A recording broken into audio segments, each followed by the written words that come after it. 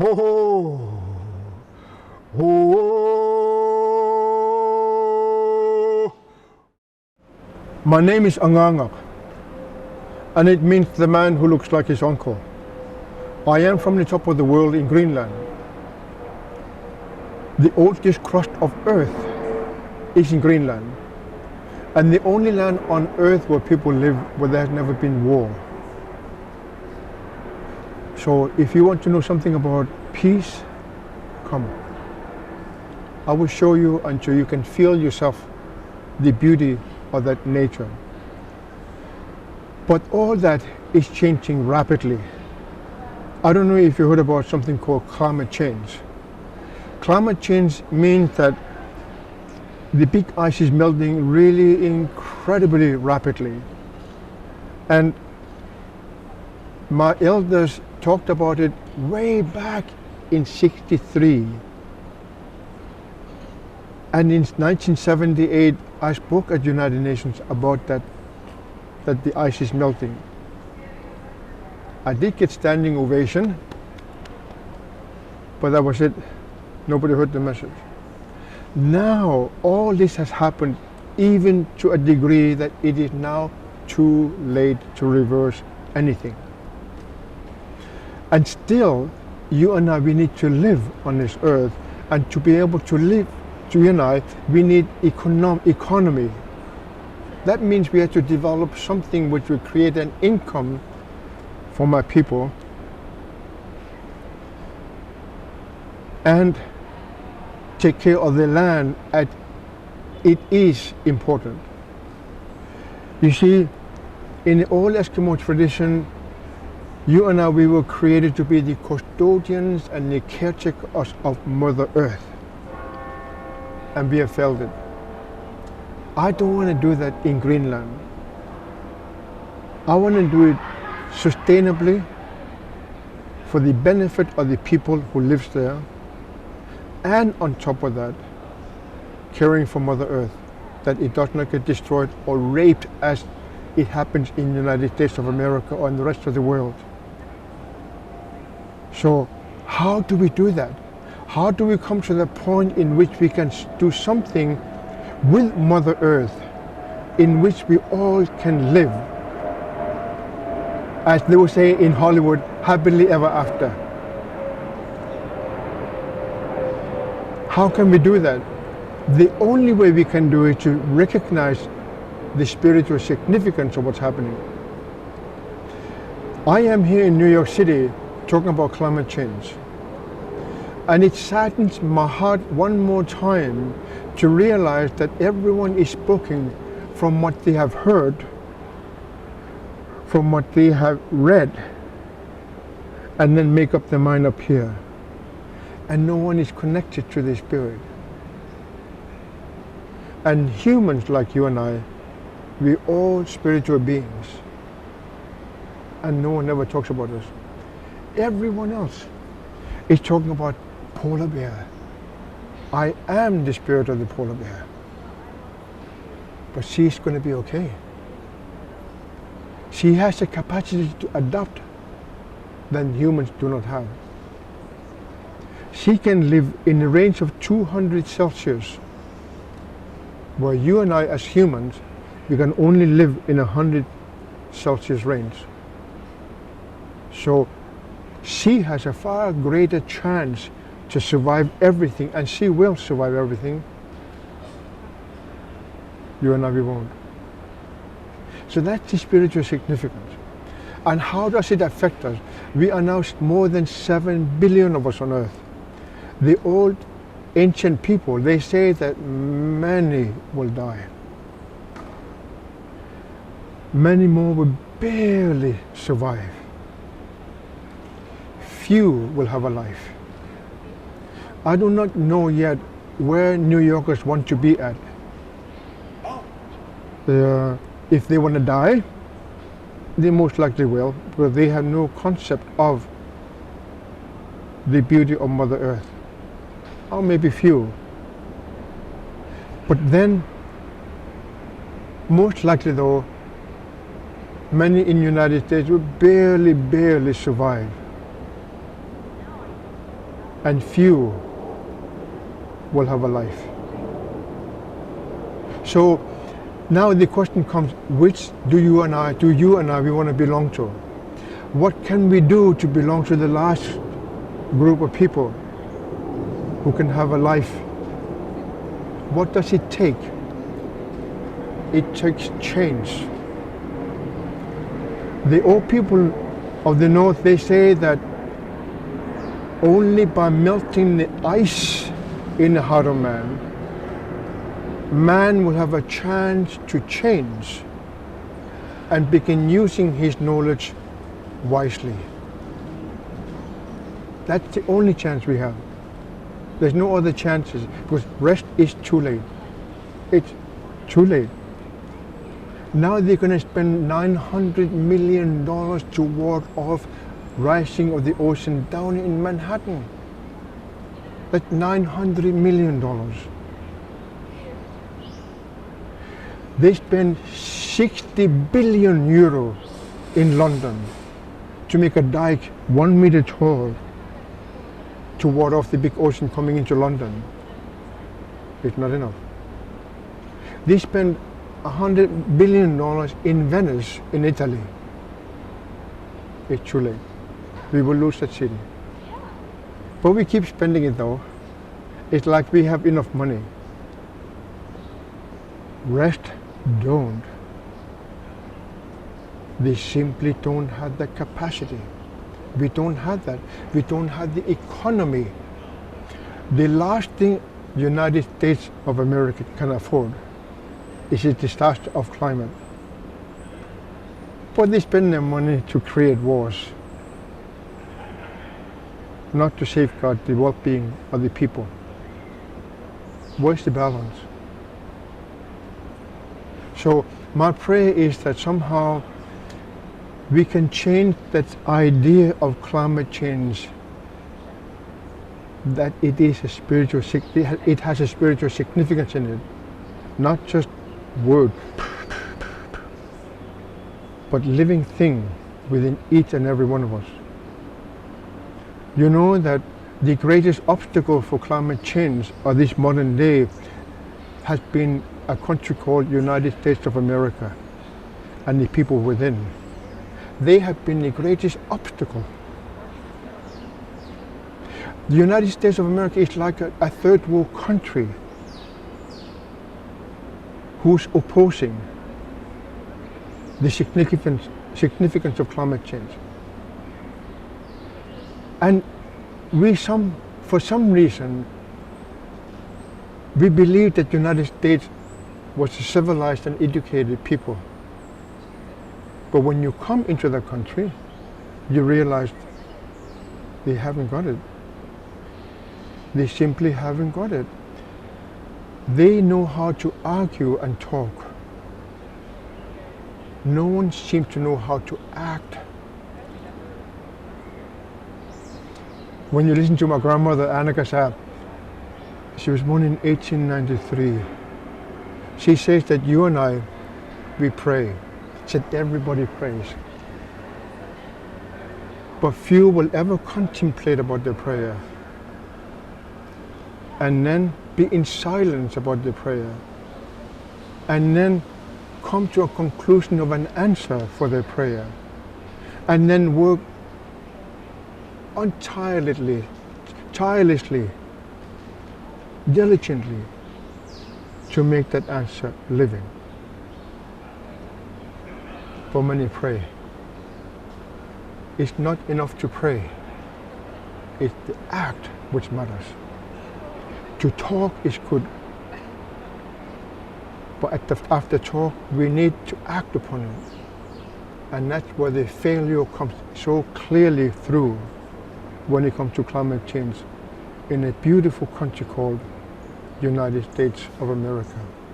I pray to the Great One that somehow that these beautiful people of the United States of America will be awakened to take on their spiritual responsibility for something called Mother Earth. Ho ho! Ho ho! I just want to say that I pray that somewhere in the country of United States of America, somebody will hear the message and take action on it, not talk about it, action. They say in English, action speaks louder than words, something like that. It's the action we need. And I pray that the young people like yourself will be able to pick it up. For us old people, in the end, we can no longer do that, but you can do it. But you had to do it. So this is my message of melting the ice in the heart of man. Ho ho! Ho ho! Ho ho! Ho